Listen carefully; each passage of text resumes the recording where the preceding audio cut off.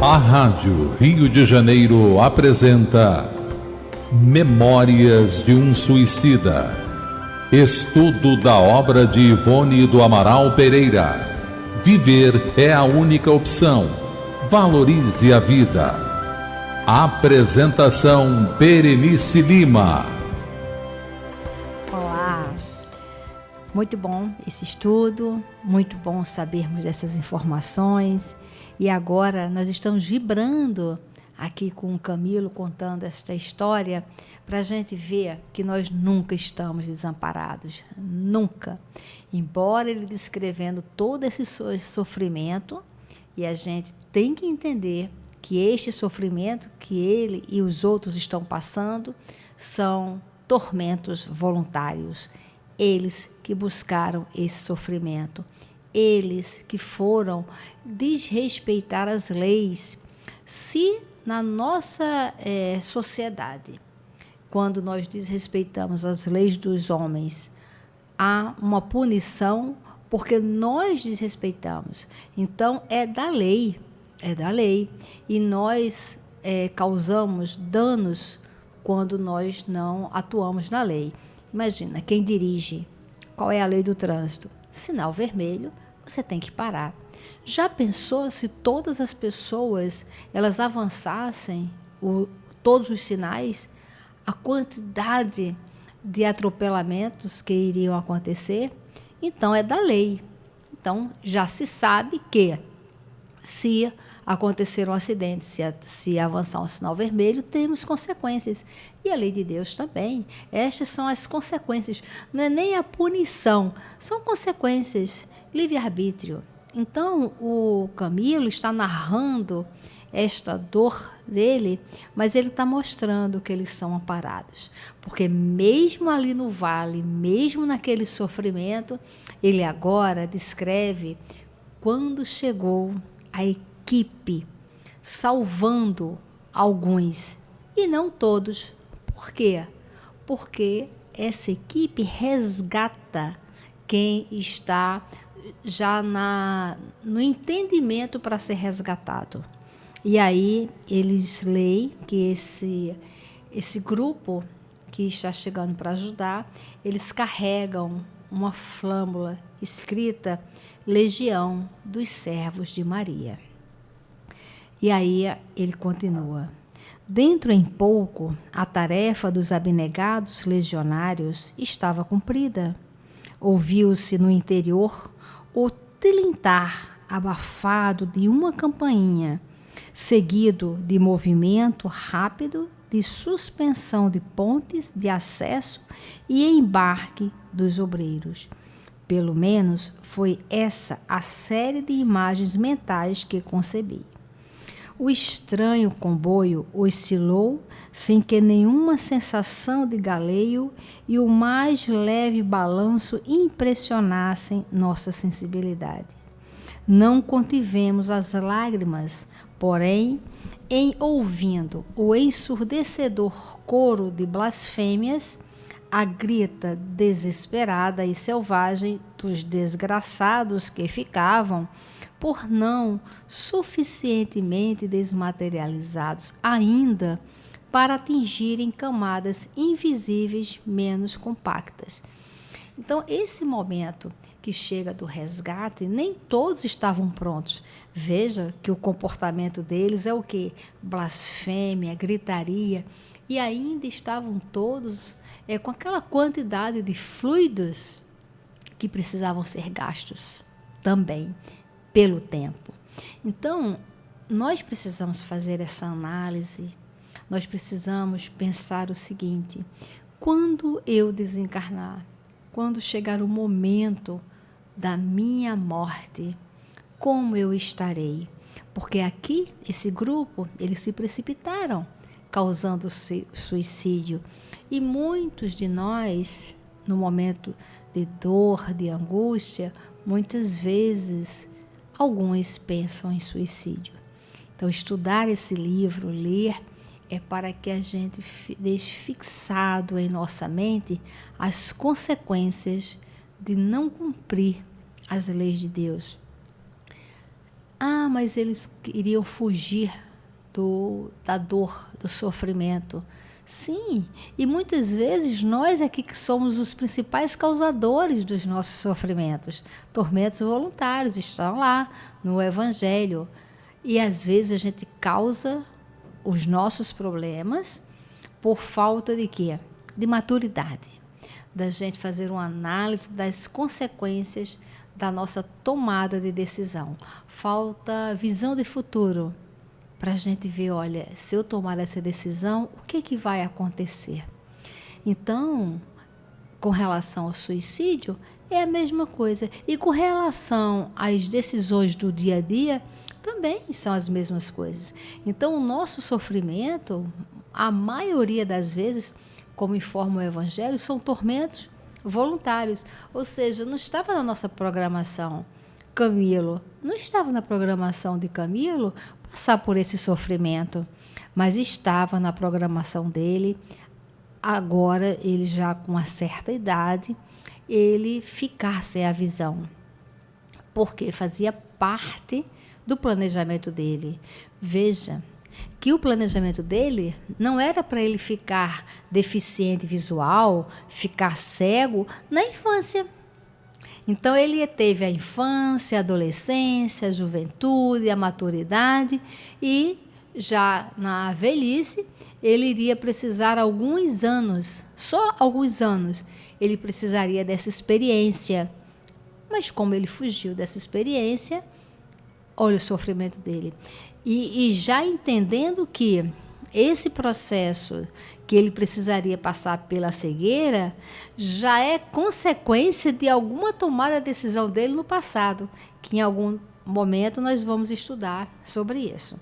Então, dando continuidade aqui, ele fala: eram senhoras que nos acompanhavam por nós, velando durante a viagem.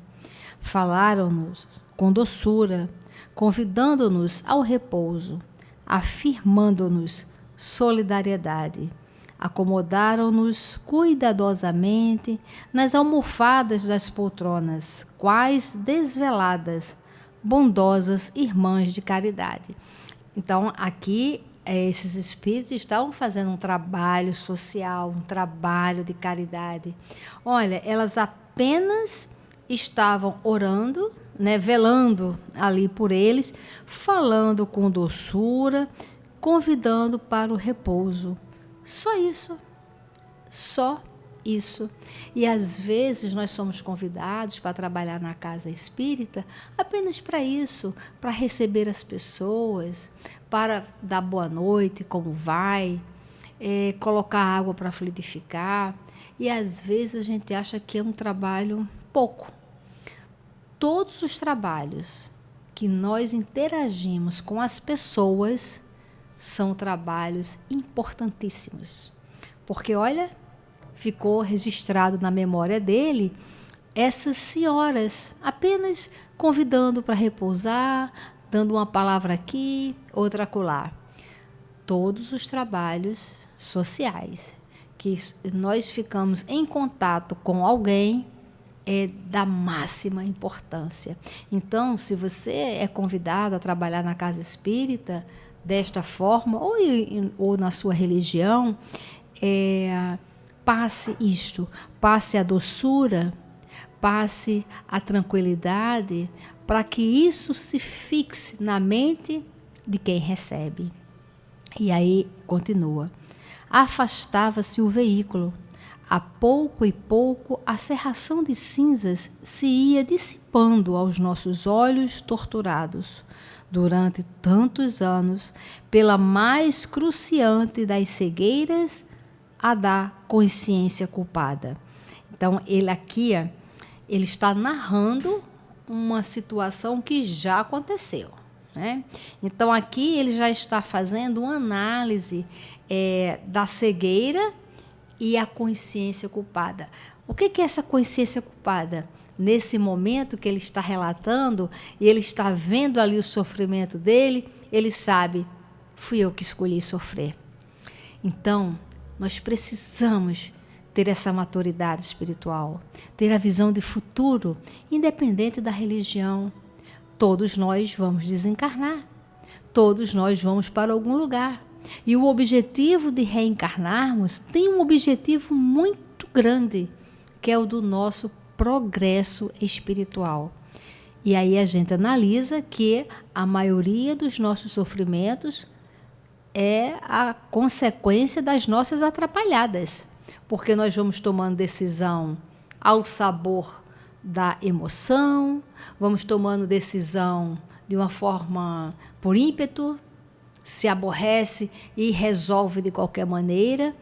Toda vez que a gente for tomar uma decisão, se pergunte: eu estou sendo uma pessoa sábia ou imatura? Eu estou agindo com maturidade ou com imaturidade? A minha decisão vai levar a quais consequências? Eu vou sofrer mais ou não? Nós precisamos ter a visão de futuro. E ele continua: apressava-se a marcha.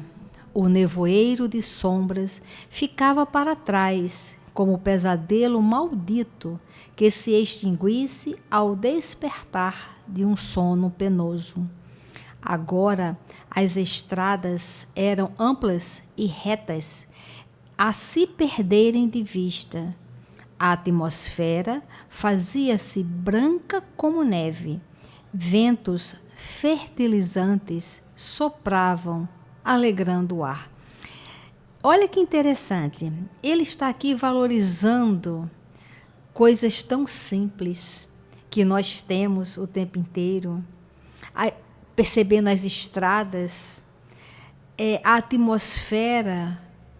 Você já sentiu a atmosfera? O vento. Quantas vezes nós podemos ir à praia? Nós aqui na Rádio Rio de Janeiro, que leva o nome da cidade maravilhosa. Mesmo quem é do estado do Rio de Janeiro, mesmo quem mora em algum lugar que não tenha praia, faça um esforço e vá à praia. Qualquer horário, sinta a grandeza do mar, reverencie aquela grandeza incalculável. O mar é o maior repositório de organismos vivos. Mergulha a quantidade de fluidos que tem no mar. Ache lindo, sinta o vento, olhe a natureza, olhe o céu, identifique as nuvens. Imagina se você não tivesse a visão. E aí a gente tem a visão e não valoriza. E agora o Camilo, ele está conseguindo ver, porque ele só via, quer dizer, ele causou o suicídio por conta de uma cegueira. No mundo espiritual, ele só via as coisas de baixa vibração, que era o choro, as pessoas sujas, o local cavernoso. Agora ele já consegue distinguir, ele já está vendo o vento, ele já está vendo a estrada reta, ele já está vendo essas sensações, descrevendo essas sensações. E aí ele fala: Deus misericordioso, havíamos deixado o vale sinistro. E quantas vezes nós saímos de situações e esquecemos de agradecer a Deus. Às vezes até atribuímos a nossa inteligência, a nossa sorte, mas muitas vezes nós esquecemos de falar: Deus misericordioso. E ele continua: lá ficara ele, perdido nas trevas do abominável. Lá ficara incrustado nos abismos invisíveis criados pelo pecado dos homens, a fustigar a alma daquele que se esqueceu do seu Deus e Criador. E olha que coisa linda agora ele vai falando. Comovido e pávido, pude então elevar o pensamento à fonte imortal do bem eterno para humildemente agradecer a grande mercê que recebia. Gente, isso aqui ele faz a referência à prece, ele entender que passou. E aí a gente percebe que tudo passa. Tudo. Não há um sofrimento que não chegue ao fim. Agora, se nós administrarmos mal, ele se prolonga. Se nós administrarmos bem, aprendendo, contornando, ele reduz o sofrimento, porque o objetivo é a gente aprender. Quando a gente não aprende, a gente fica nesse tumulto muito grande. Então, nesse momento, o Camilo já entendeu. Ele já entendeu sobre Deus, ele entendeu sobre a sua consciência culpada, que foi ele que fez com que ele sofresse tanto. Ele foi o causador do sofrimento, e ali ele entende todo o processo. E agora nós entramos no outro capítulo, que é o capítulo No Hospital Maria de Nazaré. E ele continua assim: depois de algum tempo de marcha, durante o qual tínhamos a impressão de estar vencendo grandes distâncias, vimos que foram descerradas as persianas, facultando-nos possibilidade de distinguir no horizonte ainda afastado severo conjunto de muralhas fortificadas, enquanto pesada fortaleza se elevava impondo respeitabilidade e temor na solidão de que se cercava. Ele está descrevendo essa chegada, e a gente está vendo no mundo espiritual que tem a sua proteção. Por quê? Porque esse hospital, o nosso lar, algumas outras regiões, elas estão muito próximas da Terra, e nós desencarnando com essas sensações, ainda tudo muito material. Então, veja, essas muralhas se fazem necessário para proteção. Como na nossa sociedade tem as muralhas dos presídios. O nosso sistema é corrompido. Mas a proposta de uma casa de detenção, a proposta é retirar da sociedade o indivíduo que está colocando a sociedade em risco, em desarmonia, provocando desarmonia. Então, esse ser, ele precisa ser reeducado numa casa isolada, à margem da sociedade. Daí o marginal. Como foi lá no mundo espiritual, ele foi para onde? Para o Vale dos Suicidas. Ele não tinha condições de estar dentro do Hospital Maria de Nazaré naquele primeiro momento. Precisou ele se reeducar através do seu próprio sofrimento, das consequências dos seus atos. Então, a gente precisa entender esse mecanismo de educação do mundo espiritual e trazer para o nosso dia a dia, trazer para a nossa vida. E ele continua: era uma região triste e desolada, envolvida em neblinas, como se toda a paisagem fora recoberta pelo sudário de continuadas nevadas, conquanto oferecendo possibilidades de visão. Não se distinguia inicialmente vegetação, nem sinais de habitantes pelos arredores da fortaleza imensa. Apenas longas planícies brancas, colinas salpicando a vastidão, assemelhando-se a montículos acumulados pela neve. E ao fundo, plantadas no centro dessa nostalgia desoladora, muralhas ameaçadoras, a fortaleza grandiosa, padrão das velhas fortificações medievais, tendo por detalhe primordial meia dúzia de torres cujas linhas grandemente sugestivas despertariam a atenção de quem por ali transitasse. Então, ele está descrevendo essas muralhas porque precisa mesmo de proteção. Por quê?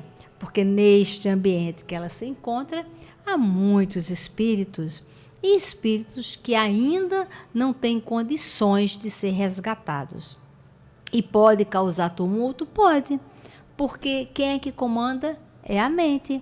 Se imagina uma pessoa que desencarna com uma mente muito perturbada, uma pessoa que faz parte de grupos de invasões, de grupos que são do mal, que são para destruir, que são para fazer conquistas, subjugando outras pessoas, que fazem parte de bandos.